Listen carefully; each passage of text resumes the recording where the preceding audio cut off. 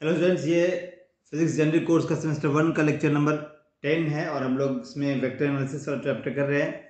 Vector analysis वाले chapter में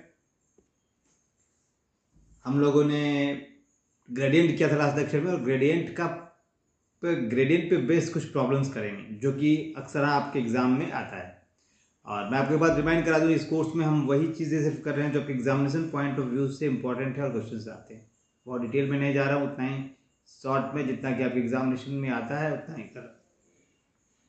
तो हम स्टार्ट करते हैं प्रॉब्लम। देख दो प्रॉब्लम करेंगे। प्रॉब्लम पहला हम लेते हैं। पहले आपको अपने ग्रेडियंट का एक्सप्रेशन याद करा दे। ग्रेडियंट में क्या लिखा था हमने? Gradient of any scalar function या स्केलर फील्ड ग्रेड फाई, या इसको आप ऐसे लिखते हैं। इसका एक्सप्रेशन था i del phi by del x j del phi by del y k del phi by del z. Gradient scalar का ले रहे हैं, बट ग्रेडियंट जो स्केलर का ले रहे हैं वो एक वेक्टर फंक्शन है। ये स्केलर है, पर ग्रेड उस पर अप्लाई कर दिए, अब डेल ऑपरेटर अप्लाई कर दिए, तो जो हमारा ग्रेड फाई आया that is a vector quantity. ये ध्यान रखना है, कई बार पूछता भी है। और तो यहाँ पे ये जो नेबुला ऑपरेटर या डेल ऑपरेटर है वो क्या हो गया? नेबुला ऑपरेटर या डेल ऑपरेटर जो भी कहिए इसको, i del by del x plus j del by del y and k del by del z. अब हमारा क्वेश्चन क्या है? तो देखिए, क्वेश्चन है हमारा फाइंड कैलकुलेट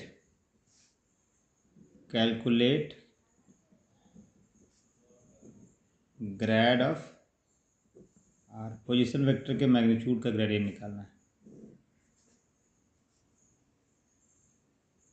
वेयर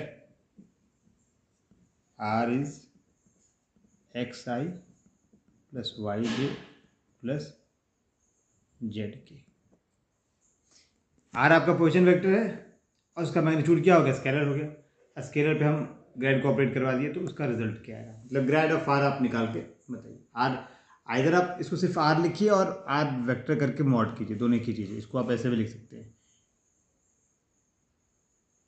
और ग्रेड ऑफ आर, आर मतलब मॉड ऑफ आर, ऐसे भी लिखा हुआ है। चलिए, तो अब एकदम से आसान सा है, इसमें हमको बहुत ज़्यादा करने का ज़रूरत भी नहीं पड़ेगा। एक लाइन में आप तुरंत निकाल सकते हैं। सॉल्यूशन में क्या लेंगे? Grad of mod of R, या लिखने का तरीका है आप उसको ऐसे लिखिए, कोई दिक्कत नहीं है। ग्रेड ऑफ आर, तो ये मैग्नीट्यूड दिखा रहा है, ये भी आपका मैग्नीट्यूड है। हमने एरो हटा दिया तो मॉड लगाने की ज़रूरत नहीं है। ठीक है, अब आप इसका मैग्नीट्यूड क्या है? एक वेक्टर दिया हुआ, इसका मैग्नीट्यूड कैसे निकालते हैं? अगर if how you find the magnitude of a given vector, simple सा है। Under root square X square plus Y square plus Z square करते हैं। तो ग्रेड ऑफ आर की जगह क्या हो जाएगा?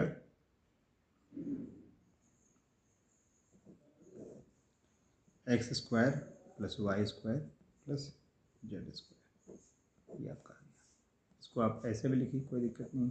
Grade of X square plus Y square plus Z square. हाँ, हर तरीके से इसलिए लिख दे रहा हूँ कि कहीं कंफ्यूजन ना हो कि ग्रेड लिखा है कि डेल ऑपरेटर लिखा है, इस तरह से लिखा है, सब जैसे सब लिखा हुआ है, सब क्वेश्चन आपका वही है। अब इस ऑपरेटर को यूज़ कर लीजिए, डेल ऑपरेटर या नेबल ऑपरेटर को। तो क्या हो जाएगा? I del by del x j del by del y k del by del z, और इसको ऑपरेट करना है किस पे? इसका आप ऐसे लिख दीजिए, इसको X square plus Y square plus Z square, या अब ये डबल दे दिए हैं तो ये हो गया आपका का पावर हाफ कर दीजिए। ठीक है, अब हम कुछ स्टेप जंप करेंगे, आपको ध्यान रखना है करते हुए। हम डायरेक्ट इसको लिखेंगे, ये इस पर ऑपरेट करेगा तो आपको दिख भी रहा है, कोई दिक्कत नहीं है। सिंपल डिफ्रेंसिएशन है, एक्स के रिस्पेक्ट में इसको डिफ्रेंशिएट करेंगे, फिर वाई के रिस्पेक्ट में, फिर जेड के रिस्पेक्ट में। तो आप करके देखिए। ये कीजिएगा तो पहले इसका करना पड़ेगा हाफ, और फिर इसका पावर हाफ माइनस वन हो जाएगा। एक्स का पावर एन क्या होता है का डिफ्रेंसिएशन? एन एक्स का power N minus one.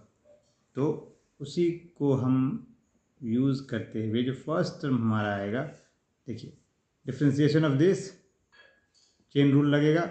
Step हम जंप कर रहे हैं, आप एक एक स्टेप करके करिएगा, इसको हम कर लीजिए फिर एक एक करके कीजिएगा। तो आई हो गया डेल बाई डेल एक्स, ये आपके पास हाफ आ गया, ठीक है, और X square plus Y square plus Z square का हाफ -1, ये -हाफ हो गया, और फिर चेन रूल लगाएंगे तो 2x हो जाएगा। ये फर्स्ट टर्म हुआ। सिमिलर आपका सेकंड टर्म थर्ड टर्म हम निकाल सकते हैं। सेकंड टर्म क्या हो जाएगा, j half x square plus Y square plus Z square का -half 2y, and third term करें के स्क्वायर, के वेक्टर 2 हो गया, x square plus Y square plus Z square का -हाफ और 2z। अंदर क्या आ रहा है, 2x 2y 2z, बाकी सेम है। तो जे जो सेम है उसको कॉमन ले लीजिए, तो आपके पास क्या आ गया, एक्स स्क्वायर, और हर जगह हाफ है, ये हाफ यहाँ भी है, हाफ यहाँ भी, हाफ यहाँ भी है। तो देखिए ये 2 और ये 2 आपस में, तो कॉमन क्या आ गया, x square plus Y square plus Z square का -हाफ, ठीक है, और अंदर क्या बच गया, I X plus J Y plus K Z, ये आपका बच गया। और ये क्या है, आर वेक्टर है, और ये क्या है, आर का मैग्नीट्यूड है, ठीक है, मैग्नीट्यूड है, नीचे कर लेंगे, इसको ऐसे लिख सकते हैं, ये आ जाएगा आपका, इसको लिख सकते हैं आप आई X plus J Y plus K Z, और इसको आप लिख दीजिए ऐसे जैसे लिखे थे स्टार्ट में, X square plus Y square plus Z square. तो बेसिकली क्या आया, R vector divide by magnitude of R, और इसको आप ऐसे लिख सकते हैं आर बाय आर। और ये क्या होता है, किसी का डिफिनीशन है, किसी वेक्टर को उसके मैग्नीट्यूड से अगर जब डिवाइड करते तो हमें क्या मिलता है, unit vector. This is unit vector along vector R. So grad phi grad R, small लिखे, स्मॉल कैपिटल भी लिख सकते हैं, कोई दिक्कत नहीं, ग्रेड आर ऐसे लिखिए, या ग्रेड आर ऐसे लिखिए, या ग्रेड आर ऐसे लिखिए, आपके पास क्या रहा है, या इसको ऐसे लिखिए या ऐसे लिखिए, सब एक ही चीज़ है, किसी फॉर्म में लिखा रहे, ये आपका आएगा क्या, आर यूनिट वेक्टर, ठीक है। तो ये आपका फाइनल हो गया, grad R is equal to R unit vector. ये आंसर, तो पोजीशन वेक्टर के मैग्नीट्यूड का ग्रेडियंट अगर आप निकालेंगे तो पोजीशन वेक्टर का यूनिट वेक्टर है। चलिए अब हम लोग एक और क्वेश्चन करते हैं, क्वेश्चन नंबर 2। क्वेश्चन नंबर 2 की कैलकुलेट, अब एक जनरल फॉर्म लेते हैं, जो हमने सिर्फ आर लिया था, अब आर का हम एक पावर लेते हैं, कैलकुलेट, और हम बार बार जो ये सब लिख रहे थे ना, ये लिखना कि डेल लिखेंगे, ग्रेड डेल ऑपरेटर लिखेंगे, ग्रेड आर लिखेंगे, वो अब नहीं कर रहे, बस पहले क्वेश्चन समझाने के लिए कर दिया, डायरेक्ट हम एक किसी एक को फॉलो कर लेंगे। कैलकुलेट डेल का पावर डेल आर का पावर एन, ये आपको कैलकुलेट करना है, जहाँ पे आर वही है जो लास्ट क्वेश्चन में था, R vector is X I plus Y J plus Z K, ठीक है, ये आपका वही रहेगा। अब आप बताइए क्या करना है, सेम चीज करना है, कुछ भी नहीं, आपको जो स्टेप्स आपने प्रीवियस क्वेश्चन में किया उस वही स्टेप्स यहाँ पे करेंगे, देखते जाइए, हम कुछ स्टेप्स जंप भी करेंगे। सॉल्यूशन डेल आर का पावर एन है, तो डेल ऑपरेटर क्या होगा, i del by del x, j del by del y, k del by del z, और आर एन क्या आ जाएगा, ये आर क्या है, आर का मैग्नीट्यूड का पावर एन, तो आर का मैग्नीट्यूड क्या होगा इसके हिसाब से आप निकालेंगे तो X square plus Y square plus Z square का पावर हाफ, ये आर का पावर मैग्नीट्यूड हो गया और इसका एन पावर कर रहे हैं तो ये रहेगा n/2।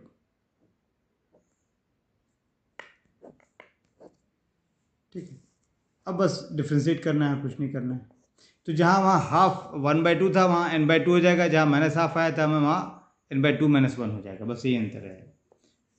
तो ये आपके पास फर्स्ट टर्म का जब जो आएगा डिफ्रेंशिएशन वो क्या आ जाएगा आई हाफ की जगह n/2 हो जाएगा, और हाफ मतलब प्रीवियस क्वेश्चन में जहाँ हाफ आया था, और ये X square plus Y square plus Z square, और वहाँ हाफ -1 किए थे तो माइनस हाफ आया था, यहाँ हो जाएगा n/2 -1, और ये जो 2x आ रहा था वो यहाँ पे 2x ही आएगा। सिमिलरली y का टर्म z का टर्म वैसे ही आएगा, तो सेकेंड टर्म हमारा आएगा j n/2 X square plus Y square plus Z square n/2 -1 2y, जेड का टर्म या k का टर्म कैसा आएगा n/2 X square plus Y square plus Z square n/2 -1 और 2z। ये 2 कट रहा था वहाँ भी, यहाँ भी कटेगा। कॉमन वहाँ जो आया था उसी टाइप का कॉमन यहाँ पे आएगा, सिर्फ अंतर क्या है X square Y square plus Z square का पावर n/2 -1, वहाँ पे इसका पावर माइनस हाफ कॉमन आया था क्योंकि यहाँ हाफ -1 था, और अंदर क्या आ गया x I plus Y J plus Z K. ठीक है, सेम, बस आप स्टेप्स जो है खुद से थोड़ा एक बार करके देखिएगा सारा, हम फटाफट इसको निकाल रहे हैं। तो ये क्या हो गया आर वेक्टर हो गया, और ये आर वेक्टर के मैग्नीट्यूड का कुछ पावर आएगा। तो देखिए इसको कैसे लिख सकते हैं, एन साथ में यहाँ एन भी है, एन एन एन है तो यहाँ एन भी आएगा, तो इसको हम लिख सकते हैं कैसे एन, और इसको आप लिखिए अगर ऐसे लिखते हैं X square plus Y square plus Z square का पावर हाफ कर दीजिएगा, इसका एलसीएम ले लीजिए तो यहाँ हाफ हो गया n-2 हो जाएगा, हाफ अंदर कर दीजिए, इसके ऊपर पावर आ जाएगा n-2, और ये आर वेक्टर है आपका, और ये क्या है आर का मैग्नीट्यूड है, तो बेसिकली क्या आ गया ये एन आर का पावर n-2 आर का वेक्टर। तो ग्रेड ऑफ आर का मैग्नीट्यूड का एन पावर एन क्या आ रहा है एन इंटू आर मैग्नीट्यूड का पावर n-2 और आर वेक्टर। तो इसको हम लिख लेते हैं आगे,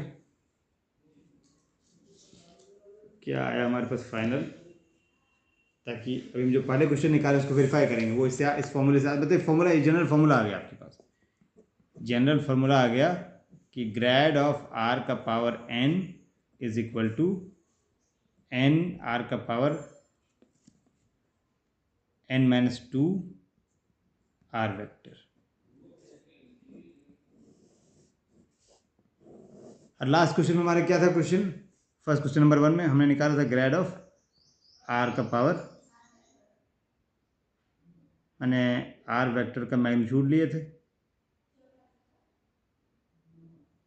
या इसको ऐसे लिखा था हमने, बेसिकली ये था। तो आर का पावर कितना हो रहा है 1, अब यहाँ अगर हम n का पावर 1 रखें तो हमारा इसका रिजल्ट आना चाहिए, इसका रिजल्ट क्या आया था, इसका रिजल्ट आया था आर यूनिट वेक्टर। अब चेक कर लीजिए, वी हैव ऑलरेडी कुछ फ्रॉम क्वेश्चन नंबर 1, यहाँ से चेक करते हैं, check put n is equal to 1, n is equal to 1 put करेंगे तो लेफ्ट हैंड साइड में क्या आ जाएगा आर का पावर n की जगह 1 हो गया, और यहाँ n की जगह 1 रख दिए, r की जगह 1-2 हो गया, और r की जगह r ही रहेगा, तो क्या हो जाएगा r वेक्टर, और ये r का पावर -1 हो गया, नीचे r आ गया, और वेक्टर उसको उसके मैग्नीट्यूड से डिवाइड करेंगे तो क्या आएगा यूनिट वेक्टर आ गया ना, जो हम निकालें उससे del r is equal to तो ये जनरल फॉर्मूला आपके एन की वैल्यू आप 1 रख लीजिए, 2 रख लीजिए, -1 2 हाफ जो भी रखना है आपका आ जाएगा। इस तरह क्वेश्चन आता है, या तो कोई इसमें डिवाइन का कुछ वैल्यू दे देगा या तो ये निकालने के लिए कहेगा, अक्सर हाँ आता है। ठीक है, तो ये हमारा ग्रेडियंट का प्रॉब्लम हो गया। अब हम एक टर्म आता है जो कि बहुत इंपॉर्टेंट है, शॉर्ट क्वेश्चन में भी आता है और कई बार ऑब्जेक्टिव में भी आता है। एक टर्म है lamellar field. What is lamellar field? Gradient में ही एक शॉर्ट क्वेश्चन कहें या कई बार ऑब्जेक्टिव में भी आता है लैमेलर फील्ड। लैमेलर फील्ड, ठीक। लैमेलर फील्ड क्या होता है? तो देखिए, लैमेलर का जो लैमेलर वर्ड है वो लेमिना से बना है। ठीक है, लेमिना का मतलब होता है लेयर। लैमेलर वर्ड किससे बना है? लेमिना से। और लेमिना का मतलब होता है लेयर। ठीक है, तो द वर्ड लैमेलर, लैमेलर कई बार लेमिनर भी कहते हैं, इस वर्ड को लैमेलर और लेमिनर, लेमिनर भी कहते हैं। लैमेलर और लैमिनर, द वर्ड लैमेलर और laminar means that the field can be divided into laminas or layer over which the value of the scalar function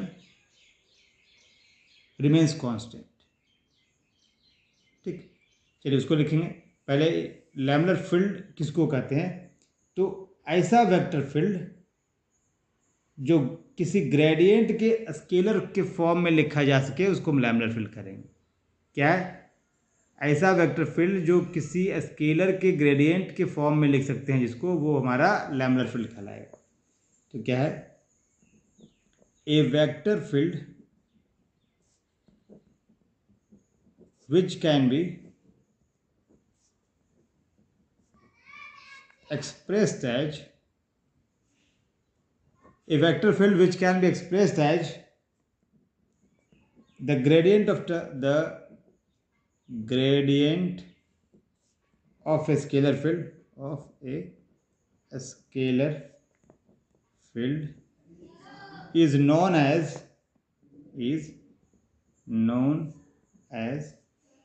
lamellar field, lamellar or laminar field, laminar vector field। A vector field which can be expressed as the gradient of a scalar field is known as laminar field। मतलब अगर किसी scalar field का gradient कोई vector field को represent करता है तो वो वेक्टर फील्ड कहलाता है लैमिनर फील्ड। जैसे एग्जांपल के तौर पे, एग्जांपल में क्या लेंगे? इलेक्ट्रिक फील्ड, एक लैमिनर फील्ड है। इलेक्ट्रिक फील्ड, इलेक्ट्रिक फील्ड आपका है लैमिनर फील्ड, लैमिनर फील्ड। क्यों? क्योंकि आपको याद होगा इलेक्ट्रिक फील्ड को हम ऐसे लिख सकते हैं, E is equal to negative of del V, जहां पे V क्या है? पोटेंशियल है, scalar quantity, where V is electric potential. Electric potential क्या होता है? स्केलर होता है। तो क्या हो गया? इस वेक्टर फील्ड को हम इलेक्ट्रिक पोटेंशियल जो कि स्केलर है, स्केलर के ग्रेड के टर्म में लिख सकते हैं। तो ये हमारा इलेक्ट्रिक फील्ड लैमिनर फील्ड है, क्योंकि electric field can be written as the negative of the grad of electric potential. ठीक है, और जो लैमिनर के वर्ड के बारे में बोले उसको भी लाइन लिख देते हैं। द वर्ड लैमिनर और लैमिनर, लैमिनर और laminar means that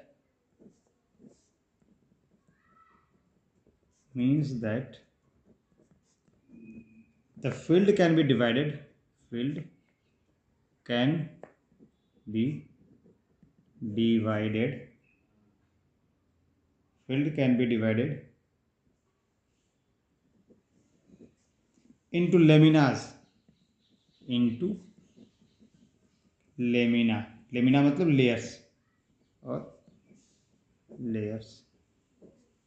The word laminar or laminar means that the field can be divided into laminas or layers over which the value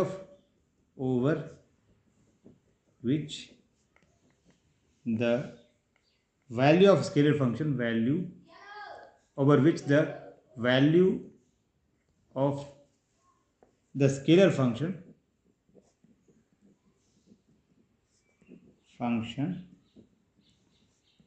whose gradient gives the vector field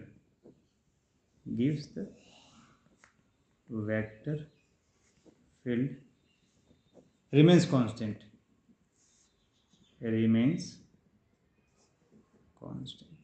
क्या कहा है हमने कहा कि लैम्बडर field, ये जो word lambda है इसका मतलब है कि जो फील्ड है आपका वेक्टर फील्ड, जिसको जो ऐसा वेक्टर फील्ड जिसको आप लैम्बडा कर रहे हैं, मतलब वो ग्रेड स्केलर के ग्रेड के रूप में दिखा रहे हैं, तो वो क्या, वो डिफरेंट लेयर का बना हुआ है और हर एक लेयर में जो स्केलर फील्ड है वो कांस्टेंट होगा। तो आपको याद होगा कि आपने पढ़ा इक्विपोटेंशियल सरफेसेस।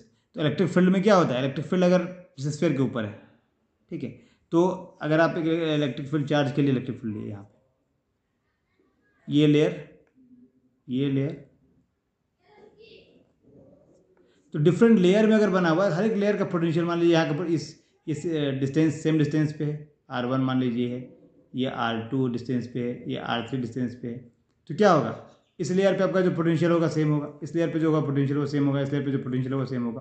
मतलब इक्विपोटेंशियल सर्फेसेस, आप इलेक्ट्रिक फील्ड को इक्विपोटेंशियल सर्फेसेस पे बांट सकते हो, मतलब ऐसे लेयर में बांट सकते हो जहाँ पे आपका हर एक सरफेस का एक पोटेंशियल, कांस्टेंट पोटेंशियल है, उसके ऊपर जाओगे दूसरा पोटेंशियल वाला सरफेस मिलेगा, उसके ऊपर दूसरा पोटेंशियल वाला सरफेस। वही कह रहा है कि लैम्बडा फील्ड ऐसा ही फील्ड होगा जिस फील्ड को आप ऐसे लेयर में बांट सकते हो कि हर एक लेयर पे पोटेंशियल आपका जो फंक्शन है स्केलर फंक्शन वो कांस्टेंट होगा। यहाँ स्केलर फंक्शन इलेक्ट्रिक फील्ड में क्या है, v है, और v आपका कांस्टेंट रहेगा, मतलब उस ऐसे सरफेसेस को कहते हैं इक्विपोटेंशियल सरफेसेस, इक्विपोटेंशियल सरफेसेस।